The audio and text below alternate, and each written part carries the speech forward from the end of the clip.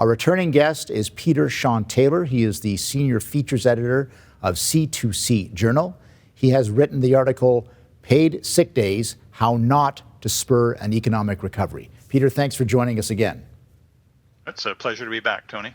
So what about your main point? Why are paid sick days a bad idea? We start with the end of the story rather than the beginning.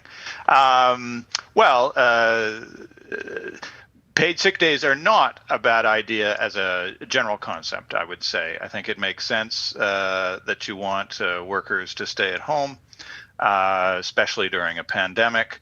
If paying them is the way you get that done, then certainly we should be considering some sort of paid sick days during a once-in-a-century pandemic. So at first blush, there's some things to like about the concept. I think the real problem comes when, as you said, who pays for it?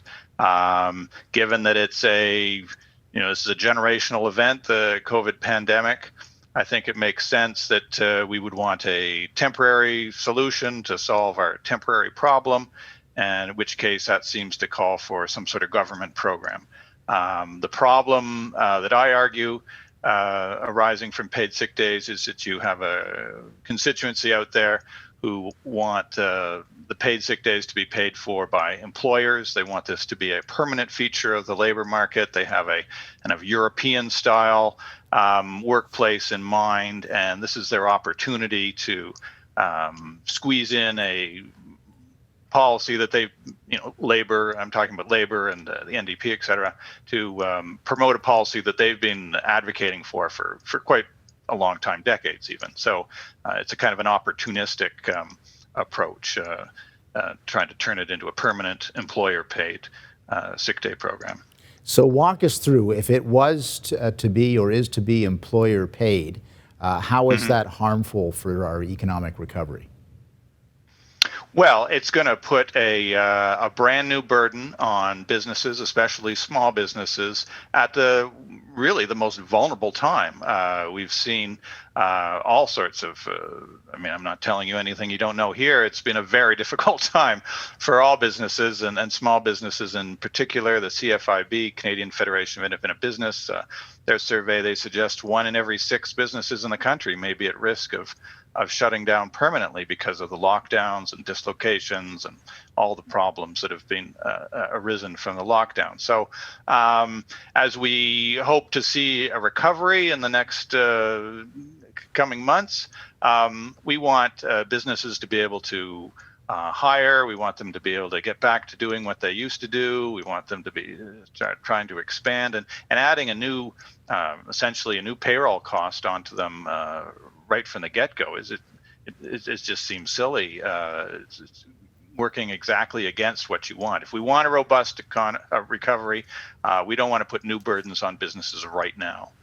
So could you walk us through the history of the COVID response in this country and why paid sick days became such an issue?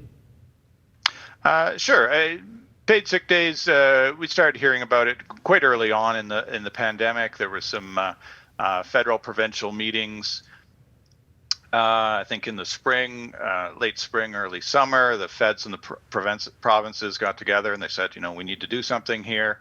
There was I forget the proper title of it, some sort of recovery agreement between the feds and the provinces. And Ottawa talked about some kind of program that morphed into Jagmeet Singh's demand that there had to be 10 days of paid sick day in the throne speech, or he wasn't going to support the minority Liberal government. And so we have now the Canada Recovery Sickness Benefit that does offer 10 days of 10 paid sick days for anyone in the country that needs it. It's a temporary program. It ends this September. It is taxpayer funded. It's Ottawa funds it, $1.1 billion they put into it. So we do have a temporary program. A lot of people complain about it. They don't think it's generous enough or it's too complicated, but you can tweak that right. if there's problems. But we do have sure. a program right now.